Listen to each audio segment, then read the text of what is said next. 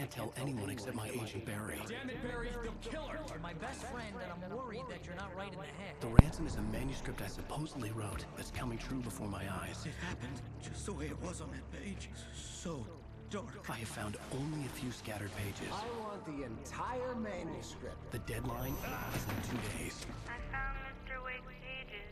Good girl. How the hell did she get her hands on the manuscript anyway? I don't know. She's resourceful. I told you you were too hard on her. Listen, I found out all sorts of interesting stuff while I was digging around. Yeah. Mr. Wake, it's Sheriff Breaker.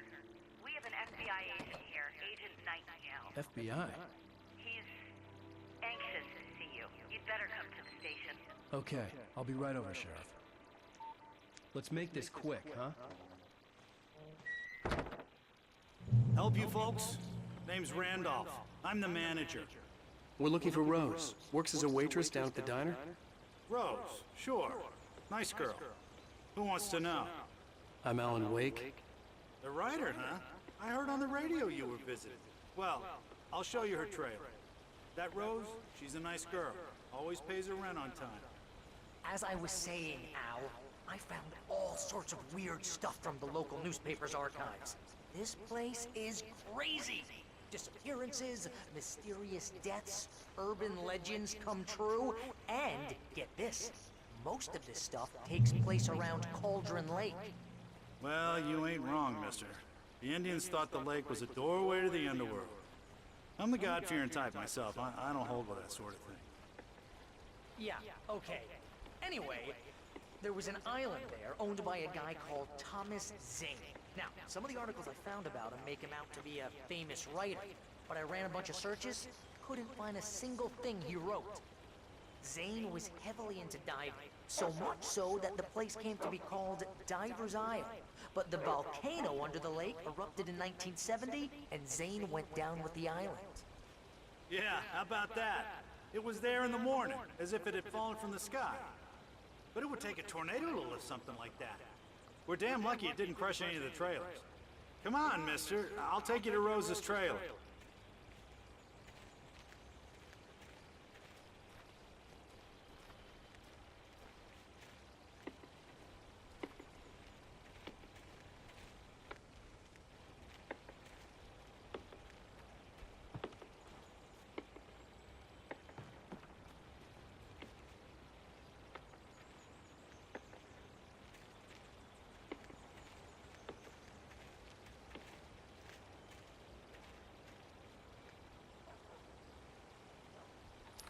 It gets better.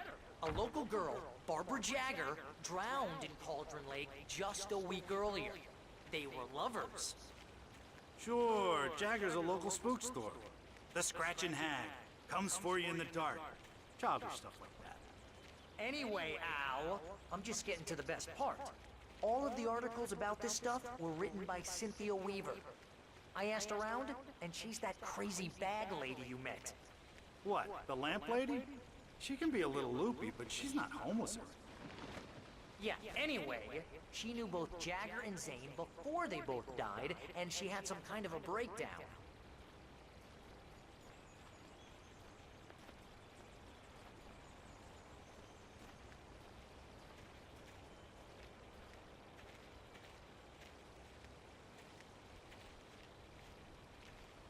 Well, mister, this here's Rose's trailer.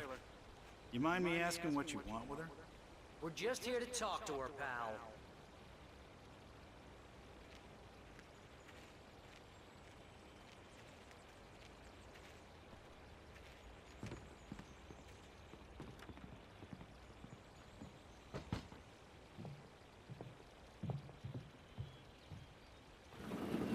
Welcome to... Oh dear, Mr. Wake. I'm so glad you're here. Rose, you have my manuscript? Oh. Oh yes. Yes. Please, come in. Hey, this is really good. Rose, Yes, my manuscript. I really need it. I understand. I know what you need. Amuse to inspire you. Oh, for Barry. She doesn't have anything. Yeah, hey, Al? Oh, what's... Oh... Barry! What? What?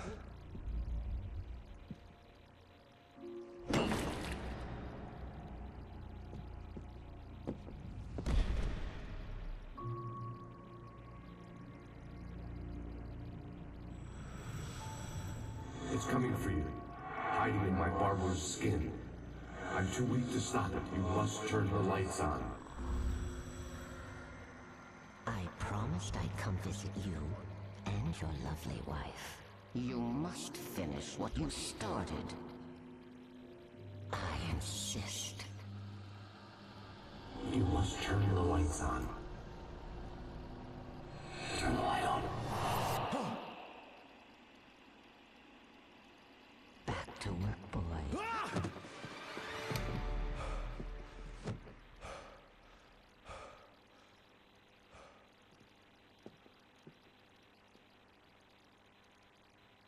I felt nauseous, hungover. Only anger kept me going. I can't tell reality from dream anymore, but it seems I have an imaginary editor to help me. She's an old woman in a funeral dress. I call her Barbara Jagger. She's very strict. I'm writing faster and faster. My manuscript is being heavily revised. The edits are getting very aggressive, and each day there's less of me and more of her. I hate it, but I know she's right. She promises me I can save Alice this way. She knows more of this than I do. About the complex incantation I'm attempting. About this place. She's worked with another writer under similar circumstances, Thomas Zane. The genre of the story seems to be shifting. It's turning into a horror story. I'm getting close. I can feel it.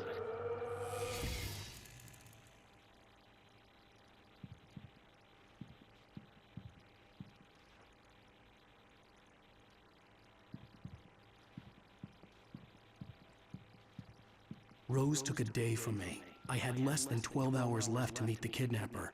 All I could do was get Barry into the car, work something out once I got on the road.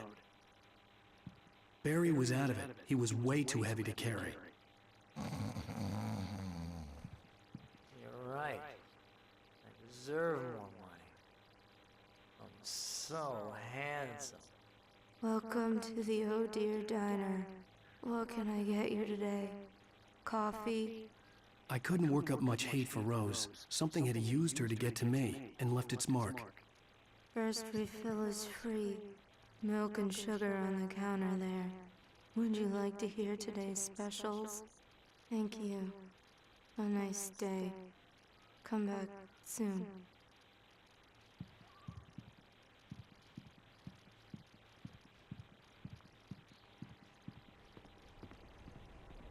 My gun and flashlight were gone. I'd have to find a way to get Barry into the car as quickly as possible. There was no time to waste. Mr. Randolph liked Rose. That little smile she had. How she was still sweet when life had tried so hard to make her bitter. It wasn't any of his business what she did in her trailer. But those strangers, the writer and his smart-ass sidekick, looked like trouble. And they'd been in there for hours, way past her normal bedtime. He reached for the phone and called the sheriff's station.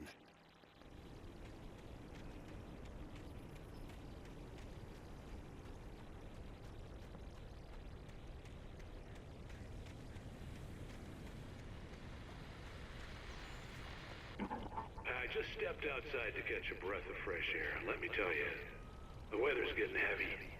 Nights like this make me especially glad I'm here talking to you and not home in bed. Once the weather takes a turn like this, I can't sleep at all.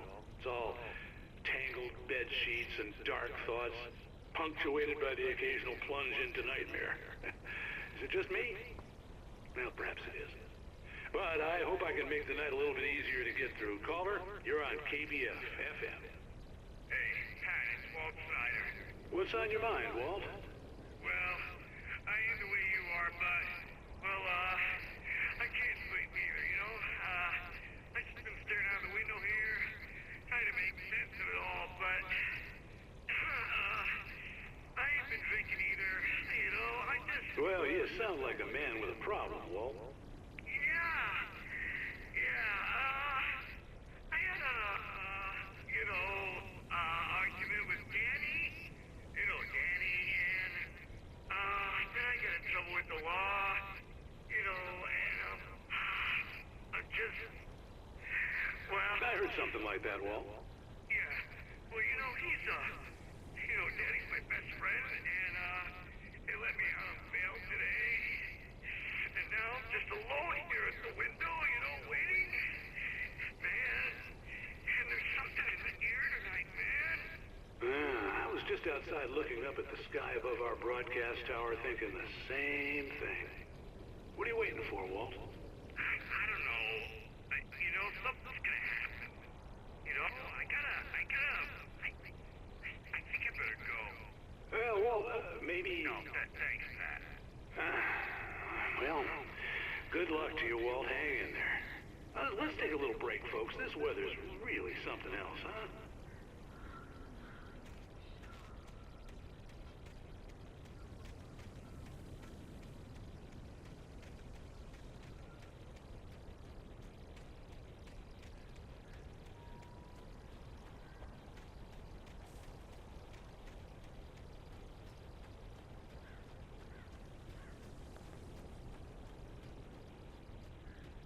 Oh, you're gonna get it now.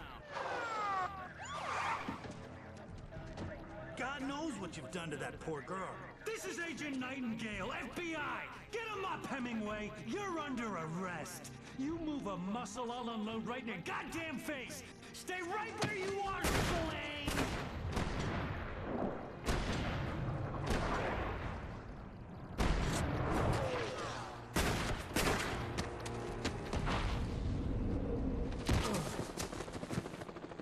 What are you?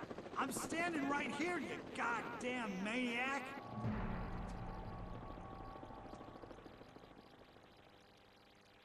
I hated to leave Barry behind, but there was no way I'd miss my appointment with the kidnapper. Give it up, Mr. Wake. Come on.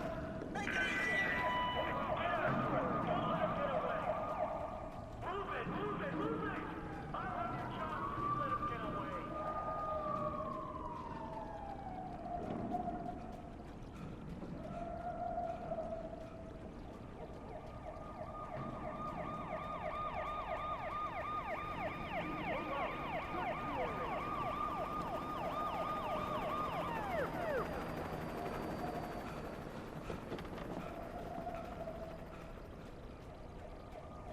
Stop running! Freeze!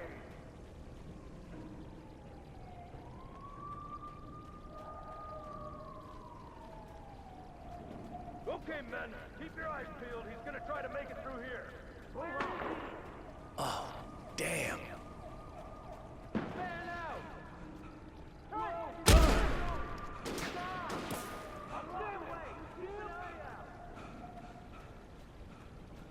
God damn it, where did he go? He slipped away. Keep an eye out.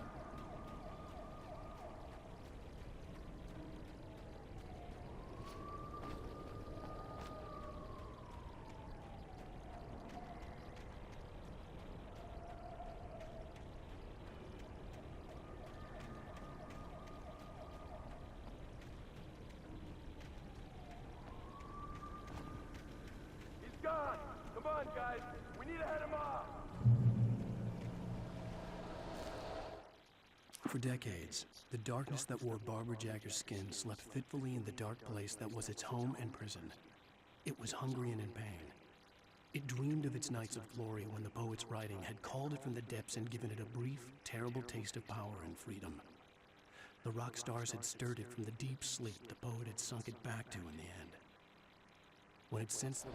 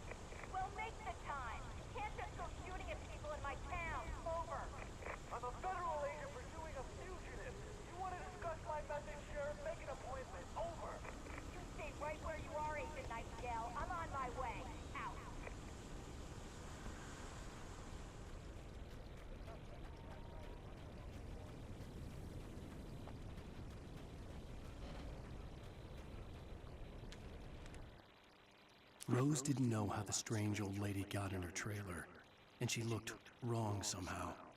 The woman showed her teeth in an approximation of a smile and traced a finger down Rose's cheek. "Pretty girl," she said.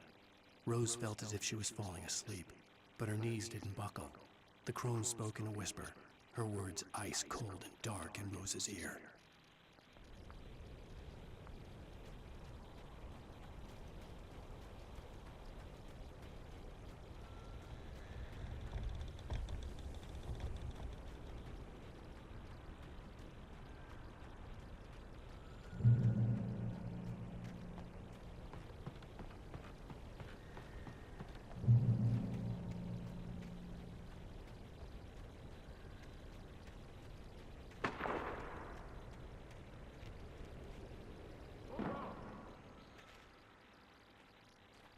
Search the area.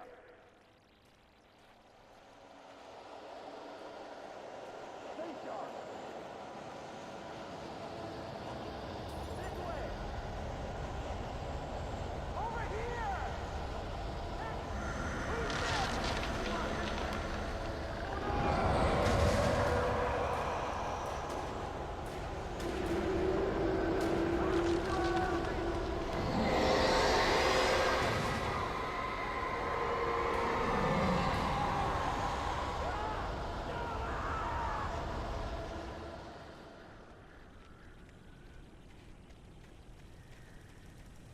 This horror was everywhere I went, circling me. The cops didn't stand a chance. They were after a writer, not a monster.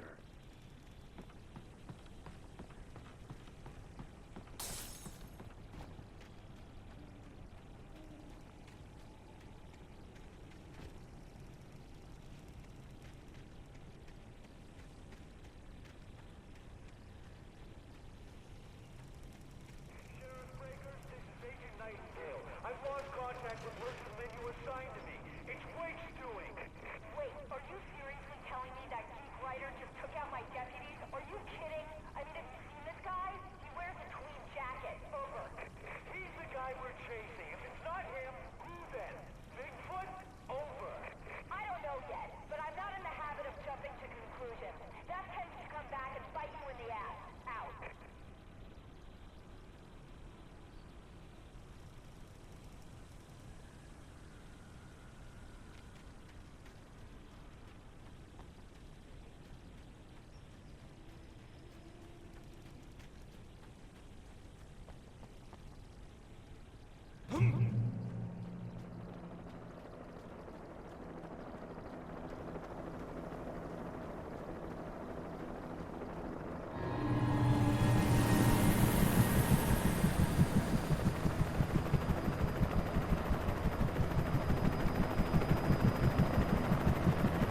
You on the ground. Hold it right there. There's nowhere to run. Freeze!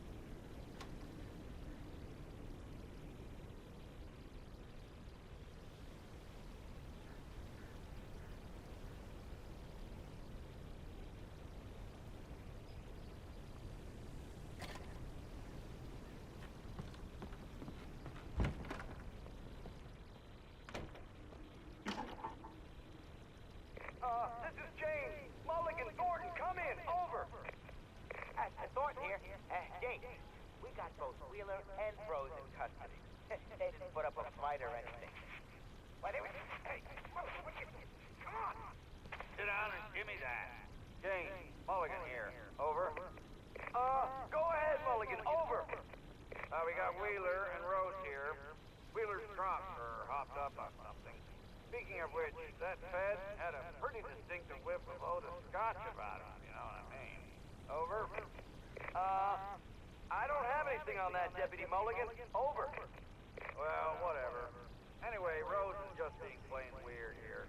You better get Doc in to take a look at both. Over. Gotcha.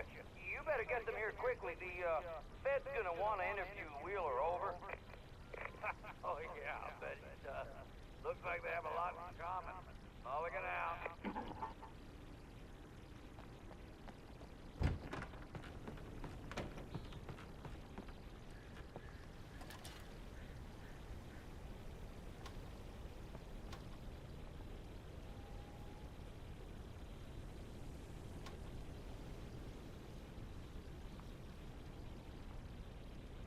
I could see the lights of the radio station in the distance.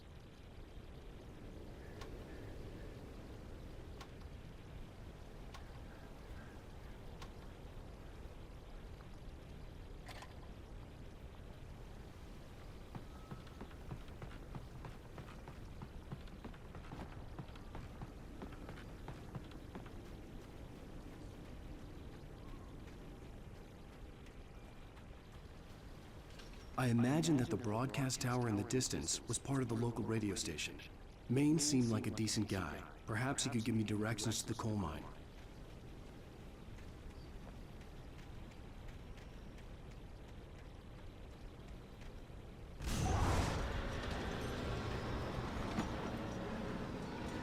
Unnatural shadows clung to the gate. The darkness that was after me was trying to stop me. I wouldn't get through without a light.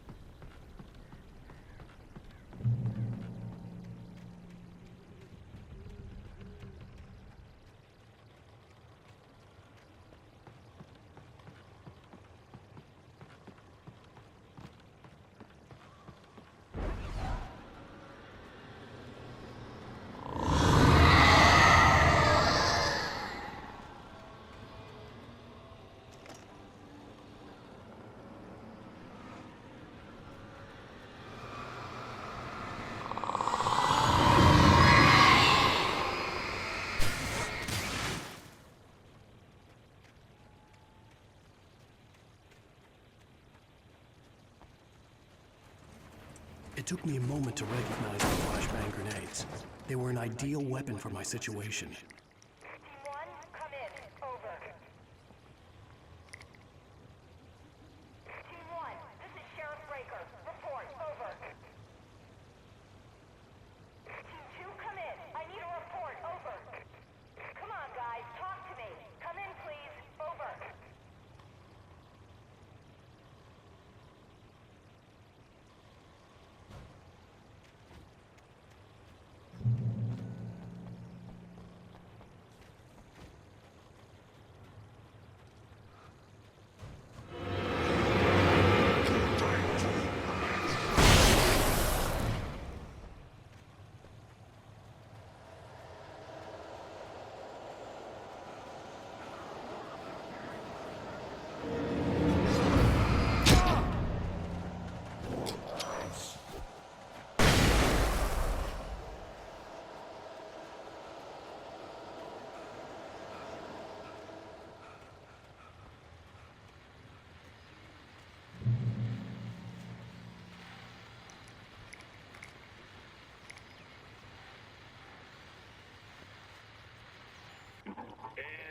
another call. You're on KBF-FM with Pat Maine. It's Milt Peabody, Pat. What's on your mind, Milt? Well, I live near the trailer park, Pat, and there's a big ruckus going on over there. Well, that's just up the road from me, too. What's going on, do you know? I don't know, but there's a bunch of police cars there, lots of sirens, a helicopter buzzing around, and I think I heard some gunshots. Gunshots? Yes, sir, like from a pistol. So can you find out what's going on? Because it's just next door and they're popping off guns there. They're still shooting? No, it was maybe 10, 15 minutes ago. It sounds serious, Pat. I'm telling you, it don't sound like no party. I'm certainly going to give the station a call, Milt. Okay. You'll hear it here as soon as I hear from them. Okay, thanks.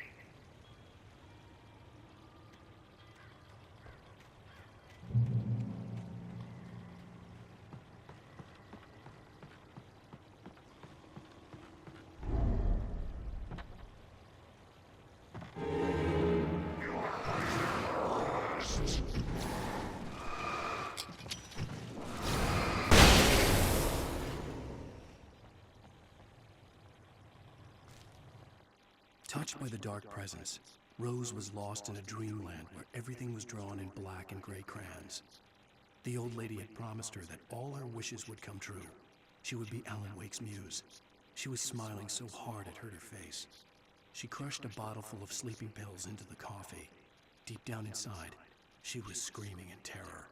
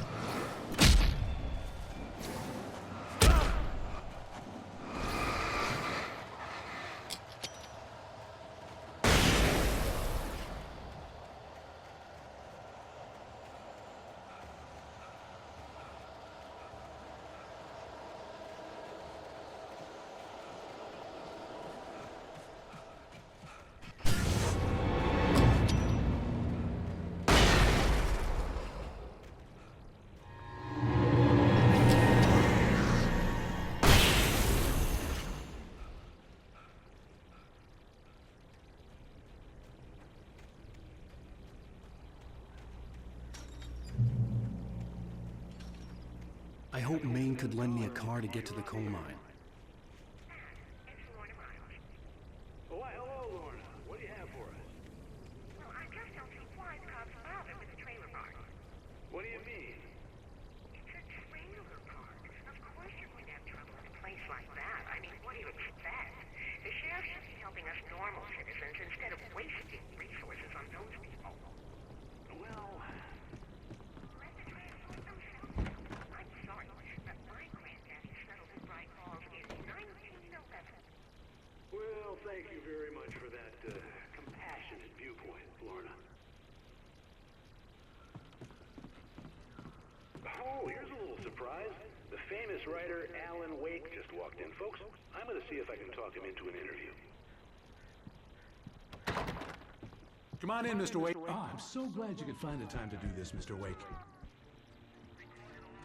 Nowhere to run now, Dan Brown. You back away from me. Don't hurt. Whoa. Everyone calm down. Put the gun down. We're all friends here, right? Cool your jets, Nightingale. We got him.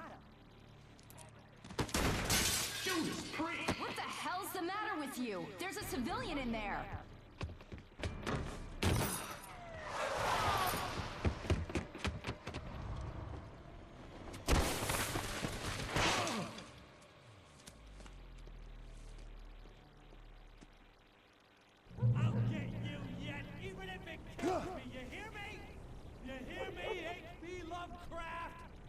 had fallen off so many cliffs it was ridiculous. That's what you get for naming a book The Sudden Stop.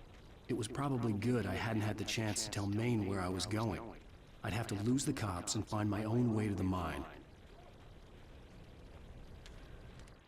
Nightingale stared through the broken studio window into the dark woods. He turned around, started to walk out, but Maine grabbed his arm. "Young man, you almost shot me. You don't shoot off rounds at people like that. What's the matter with you?" Nightingale shook his arm free, marched out. His cheeks burned with rage and humiliation.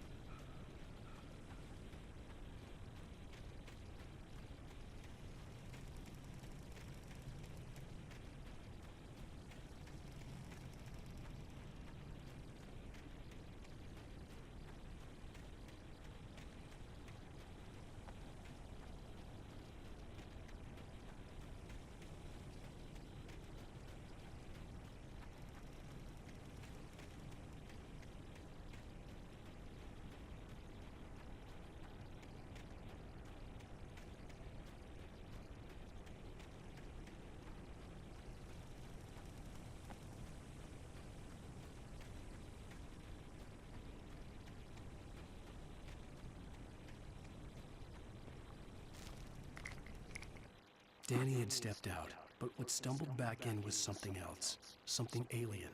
A monster. Walter tried to kill it, first with his fists, then a chair. It wouldn't die. Instead, it kept coming, unaffected by the beating it had taken. After Walter managed to kick it down the cellar stairs, fear took over. He ran, got behind the wheel, gunned the engine. The booze wouldn't make him forget, but he knew he had to try.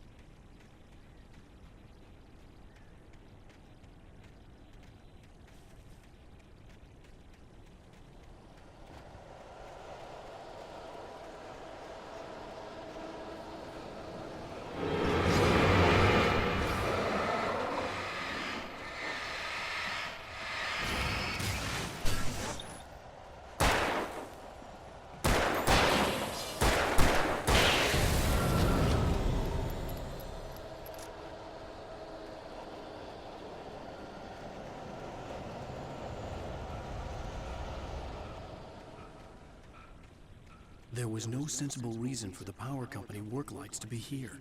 It was almost as if they'd been left for someone like me to use.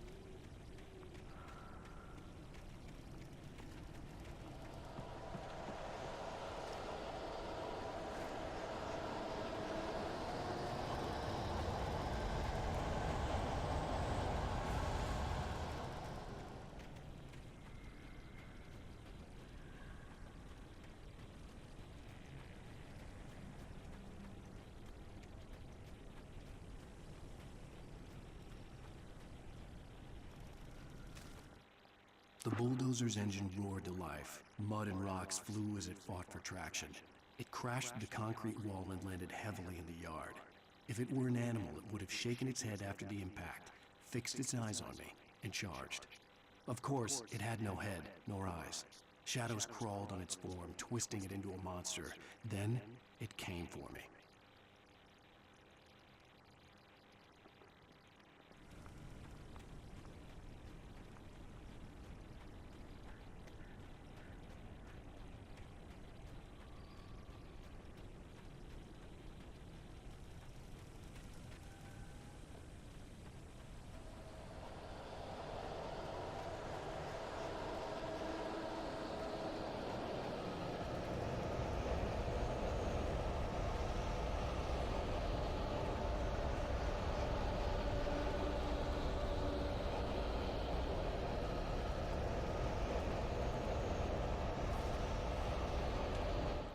Sarah trusted her gut, and her gut said Agent Nightingale was an asshole. He felt wrong, and it wasn't just the smell of stale booze. It was in the way he flashed his badge, pulled rank, the look in his eyes when he wanted answers. Where was Alan Wake? What was this about an accident? Where was his wife? And most importantly, why did she let Wake go? He wouldn't answer her questions. Federal business was all he'd say.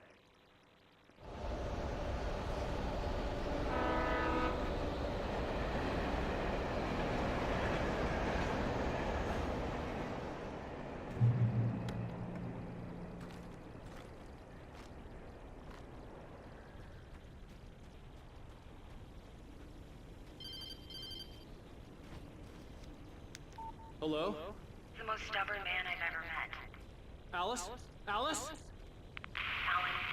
Alan, I'm so afraid. It keeps me in the dark. Please help me.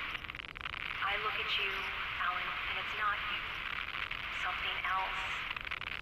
Looking out from behind your eyes. Alice, I'm here. I'm so alone here. It's all gonna go to hell.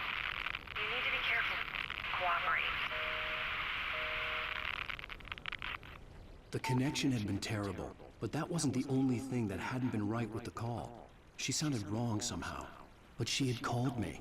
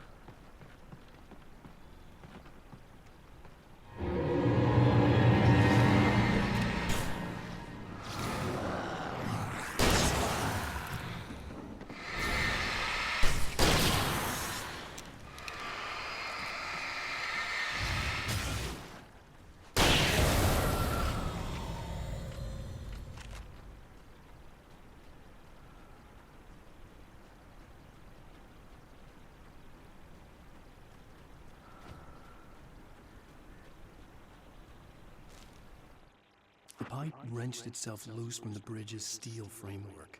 Wrapped in darkness, it floated in midair, twitching. For a moment, I didn't understand what I was looking at. The heavy object lurched at me with impossible force. I threw myself out of the way, but just barely. When I turned my flashlight on it, it shook in a dark rage before it flew at me again. I could see a railway bridge up ahead, and a warehouse of some sort on the opposite shore. I hoped I could find a car from there.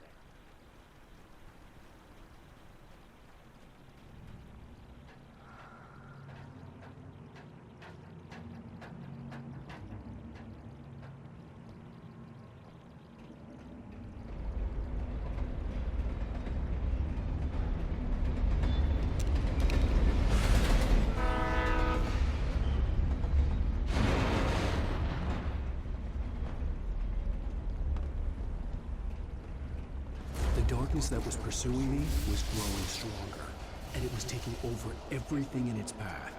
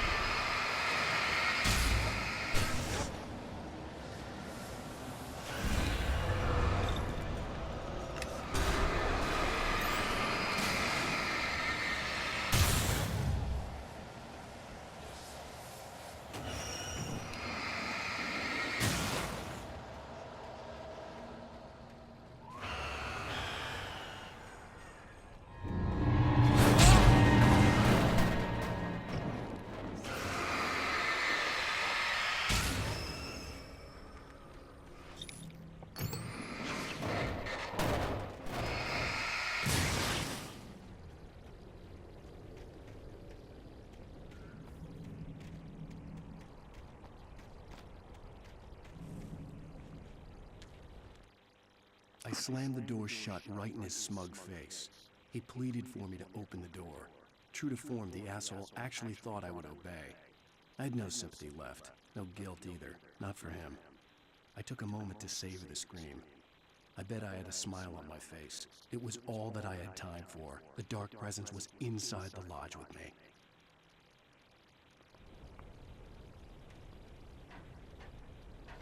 As a teenager, just starting to get interested in writing, Stephen King had been a source of inspiration to me. I thought about all the inanimate objects that had come to life in his books. No one is safe in a good horror story, certainly not the protagonist. That's what makes them fun. This was anything but. The darkness could possess anything, and it was getting closer.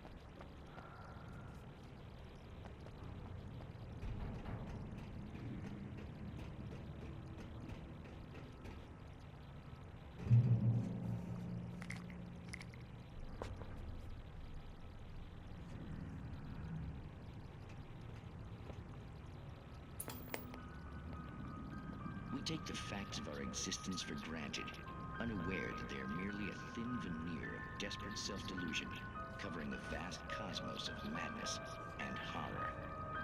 All too often, the stars are right. In Night Springs. Tonight's episode, a family occasion.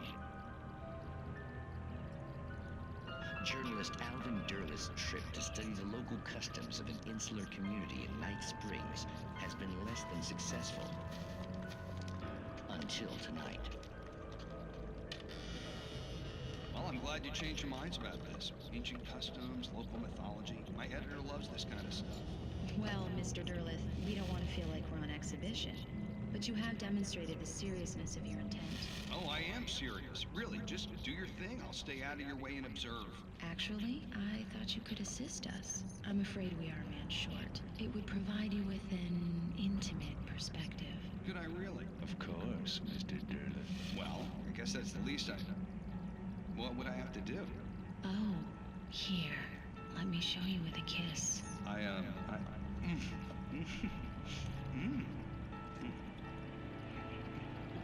What did you...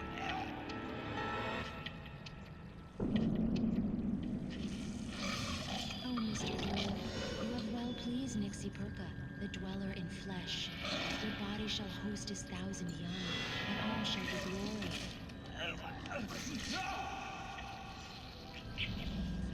Shh, darling, be calm. Shh. Alvin Derleth learned a harsh lesson. If you go looking for mythology, it may come looking for you. And such quests always bear fruit. In Night Springs.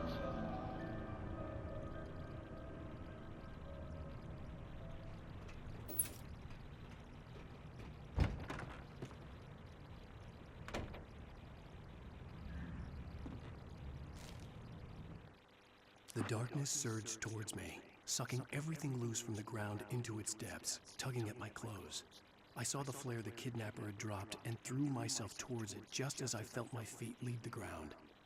The darkness embraced me with the force of a tornado. Somehow I managed to light the flare. The darkness roared and cast me away. I fell toward the dark waters of the lake far below.